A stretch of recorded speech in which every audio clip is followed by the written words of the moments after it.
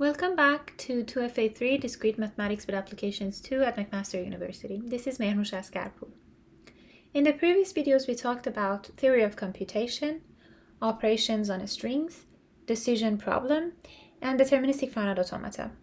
In this video, we will talk about nondeterminism and nondeterministic finite automata, regular expressions, and the application of what we learned in other domains. A non-deterministic finite automata, or an NFA, is basically defined similarly to a DFA with a tuple of its state, its input alphabet, its start and final states. The differences are that we can have more than one starting state and that the range of transition function is different, as shown here. So in a DFA, when we are in a given state and we read a symbol from the input tape, it is exactly one other state that we could go to. But in NFA, there could be multiple possible options. So assume that this is a snippet of a DFA with two states I and J. There are other states before I and possibly other states after J. And then we have an input tape from which we are reading A, B, A. And assume that header right now is on B. So we have already read A and took the corresponding transition. Now we need to read B and we are in a state I. So starting from a state I and reading B from the input, there is only one transition that could be triggered, which takes us to only one possible state. But in an NFA, we could have multiple options. So there could be another state, J prime, that is reachable from I by reading the same symbol from the input. So we could either take this one or this one in an NFA. So basically, when we work with a DFA and we want to process a string, the trace of acceptance or rejection of that string looks something like this. So we start from a starting state, we read something from the input, we end up in another state, and then we again read another thing, we end up in another state, and these states could be different occurrences of the same state basically, until the input word is fully processed and it is accepted or rejected. So it's a linear trace. But when we're working with an NFA, it looks like a tree, because from a certain point, maybe not exactly from the starting point, assume that we have already done some things and we are here. From here we can have, with the same input, we can take one of the two different directions, and also they could be branching, and so we could end up in different situations. And one of the situations, possible situations basically, is ending up in a final state. So if we read the input completely, so once we read this one, the last symbol of the input, we end up in a final state, the word is accepted. Once we process the word fully, but we are not in a final state, so this is a final state, this is an ordinary state, the word is rejected. And sometimes we are not yet done with the input, so there are also other things to read yet, but we are in a state from which there is no outgoing transition. So once we reach here, there's no way out of that. There's no outgoing transition from this state, and that is a dead end. So or a word is accepted or rejected or ends up in a dead end. And basically that is why we define transition function like this, and instead of having only Q here, we put a power set of Q, because basically from one state it's possible to reach a set of other possible states. Extended transition function again could be defined recursively as a union of individual transitions. Technically we could say that it is this set of all the reachable states under input X from any state in set A. Now let's see an example of an NFA that accepts a language L over alphabet 0 and 1, such that any accepted string has 1 as its fifth symbol from the right. So we can reverse engineer this automata to understand what it does. So we know that whatever is accepted ends up in final state. So from final state, a word that is accepted has to have 4 symbols and then one symbol 1 as its fifth one from the right. And we don't care what are these symbols. They could be 0 or 1 or whatever was permitted in the alphabet. But this one is 1. And then it can have an arbitrary length. The string can have an arbitrary length greater than 4, basically, or actually 5. So anything could be repeated before 1. Again, we don't care if 0 or 1, any combination of 0 or 1 before the fifth element from right is acceptable. So in this automata, we say it is non-deterministic, basically, because from Q0 there are 2 choices that we can take by reading 1 from the input. Once a word is fully processed and we reach to Q5, if the input, once we reach actually Q5, if the input is fully processed, there is nothing else to read, then we say that the string is accepted. But if there are still things to read from the input, once we are in Q5, there's nothing that we can do. There's no self loop, there's no transition out of Q5. And so it's a dead end. We cannot go anywhere from Q5 when we still have something to read from the input, and that means that the string is rejected. So this is the transition table of the same automaton. Here we have the list of states of the automaton. Here we have the alphabet, and these are reachable states from each state by each of the possible inputs. And one could tell that this is the transition table of a non-deterministic finite automaton because we have multiple options for triggering a transition from one state with the same input. And then we also have this one, which is a dead-end state, and that characterizes this table as a transition table for an NFA. Let's say that we have an NFA called n, and we want to see if it accepts a string x or not. Imagine the tree structure that I just drew in the other slide. When n reads x, it could end up taking any of the possible branches of that tree. If at least one of those branches lead to one final state, then x is accepted. And if none of them would lead to any final state, then the word is rejected. That is reflected by these formulae. Here it says, so it is accepted if at some point there is a final state reachable by transition function of n, and it's rejected if transition function of n starting from s and reading x never actually ends or reaches a final state. We already know that two DFA are equal if they accept the same language. We can extend the same reasoning for NFA and DFAs. So an NFA and a DFA are equal when they accept the same language. Given the formal definitions of DFA and NFA, we could view NFA as a generalization of DFA, where its set of starting states has only one member, and its transition function for each state and input symbol has only one triggering transition. If that is true, then we should be able to rewrite every NFA as a DFA that accepts the same language. And if we can do that, then we can basically say that NFA and DFA has the same computational power, and so they accept the same class of languages. For DFA, we said that it was regular languages, so it would be the same for NFA too. But let's see if we could actually say all these, and we can actually rewrite every NFA as a DFA. So let n be an arbitrary NFA. We will see with an example that using a subset construction, we can produce an equivalent DFA called M for n. So the idea is that M has more states than n, because in order to transform n into a DFA, we need to expand those states of n that have non-deterministic outgoing transitions into deterministic states.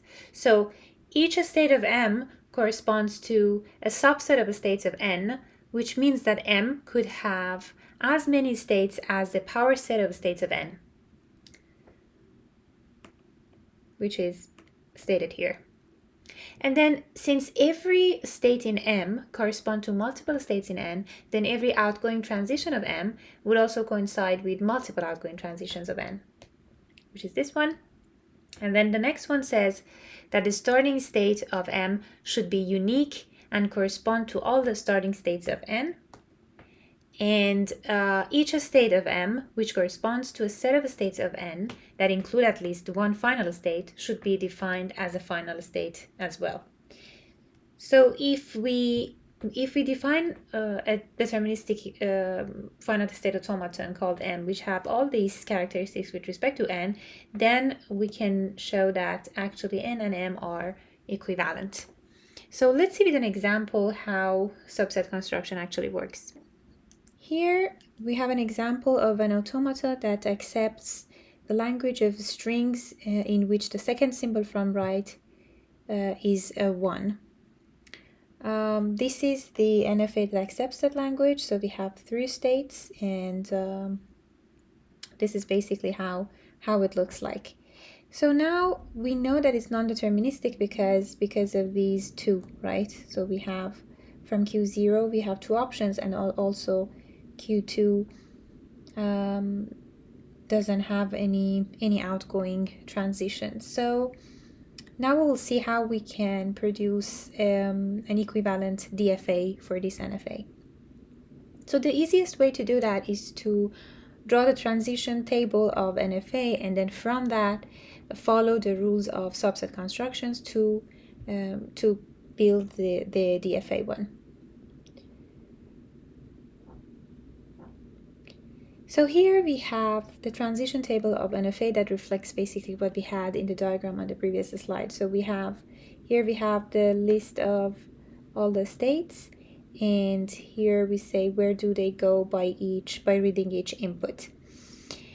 So we have this, and we want to create the table for a corresponding DFA. So what we do is that we have Q as the list of states, and which is Q0 and Q1 and Q2. And we need to list all possible subsets of this set, which are these 8 that you can see here. So null state, Q0, Q1, Q2, and then Q0, Q1, Q0, Q2, and the 3 of them. And then we can easily start building the table of DFA from the table of NFA. So for Q0, Q1, and Q2, basically it is the same as what we have above. So Q0 with 0 goes to Q0, and with 1 goes to Q0, Q1. The same thing for Q2 and Q3. And then we can start by looking at Q0, Q1. So we have an additional state, Q0, Q1. We want to see where does it go, which state does it go by 0. So we look at the table above, and we look at every element that we have here, which are Q0 and Q1. So these two, Q0 and Q1, by 0, they go to Q0 and Q2. So we add this state here, which is Q0, Q2, and it is basically one of the possible subsets of Q. So we have it already here. And then Q0, Q1, by 1, where does it go? Again, we look at the table above. Q0 with 1 goes to Q0, Q1, and Q1 goes to Q2. So the resulting state for Q0, Q1 by 1 would be Q0, Q1, and Q2. Then we do the same thing for Q0, Q2. So again, we look at the table above, and both Q0 and Q2, Q0 by 0 actually goes to Q0. So we add Q0 here, and then Q2 with 0 goes nowhere, and then the union of null and Q2 would be Q2. Q0 and null would be Q0. And then from Q0 and Q2 by 1, again, we look at them. It would be union of Q0, Q1, and null, which would be Q0, Q1. And we do the same thing for these lasting two subsets. So now we have the table. We know that where each state goes by reading what symbol from the input tape. Now we have to identify which state is final and which state is starting, and which state actually needs to be removed. So now we have everything. We have all these possible subsets of Q defined here. Now we start pruning. We start removing those states that actually are not useful. So first of all, the starting states need to be equal. So for NFA, the starting state is Q0. So again, here we define Q0 as a starting point, and Q2 is final here. So whatever state in DFA that contains Q2 should be final as well. So this one has Q2, so it's final. This one, and this one have Q2, and all of them should be final. And now we can start pruning. So we kind of prune or remove those states that are not reachable from any other state. So there's no way to access those states. So we start looking from below, so from this one, to see which states are not reachable from anywhere. So we need to look and see if there is any other state that goes to Q0, Q1, and 2, and we see that it is reachable from Q0, Q1 by 1. So this one is reachable from some place, and for now we keep it. Then we have Q1 and Q2. So we look here at the table, at the right side of the table, there's actually no state that goes to Q1, Q2, so this one is not reachable from anywhere, and we just remove it. Then we have Q0, Q2, which is reachable by 0 from Q0, Q1, so we keep it. Then we have Q0, Q1, which is reachable from Q0, so again we can keep it. Then we have Q2, which is reachable from Q1, so we keep it. We have Q1 that is actually not reachable from anything on the right, so Q1 is removed, and then Q2 was reachable only from Q1. So once we remove Q2, also Q1, once we remove Q1, also Q2 could be removed. And then we have the state that corresponds to null set, which was reachable from Q2, but now Q2 is removed, so we can also remove this one. And so the minimal finite state automaton corresponding to N would have 4 states. This one, these two, and this one. And of these four states, 3 of them are actually final states. So let's see, actually 2 of them, sorry. Okay, so let's see the diagram.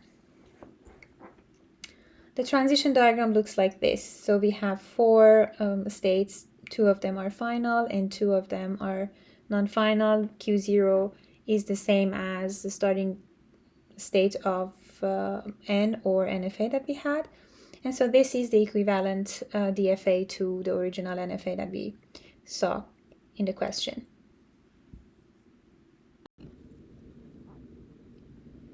So in non-deterministic finite automatas, there is one additional type of transitions which is allowed that we did not have in DFA, and that's epsilon transition, meaning that without reading anything from input, we can move from one state to another, and we show that kind of transition with this notation. So P with an epsilon transition goes to Q, meaning that we could be either in P and Q. There is nothing that we need to do in order to trigger this transition. We don't need to read anything from the input. And epsilon transitions are very convenient, but they do not actually add to the computational power of NFAs, and they do not change the type of languages that NFAs actually can accept. And they're usually used for building a smaller and more minimal NFAs out of larger NFAs. And basically for each NFA that has epsilon transitions, we can define another NFA that accepts the same language with no epsilon transition. And in order to prove that, we need to define epsilon closure. So epsilon closure basically is the set of all reachable states from a given state with epsilon transitions. So let's get back to this example, to this one. P with epsilon goes to Q, and Q, assume that with epsilon goes to L, for example. So epsilon closure of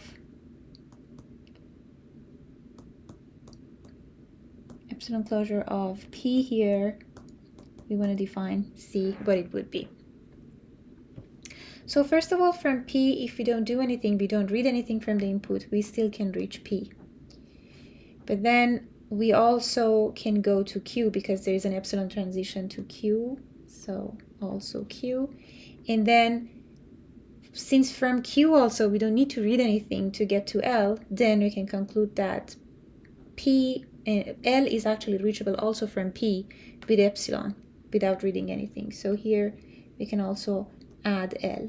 So by having this definition that epsilon closure is the set of everything that one state could reach to with epsilon transitions, we can, for each NFA including epsilon transitions, we could define a different NFA that its transition function and its state of starting set of starting states actually are epsilon closures of original starting state and original transition function. And if we can define that n prime for each n, then we can say that the language they produce are actually equivalent. So I don't want to make this video too long, and I will leave regular expression and applications for next video. So we'll stop here.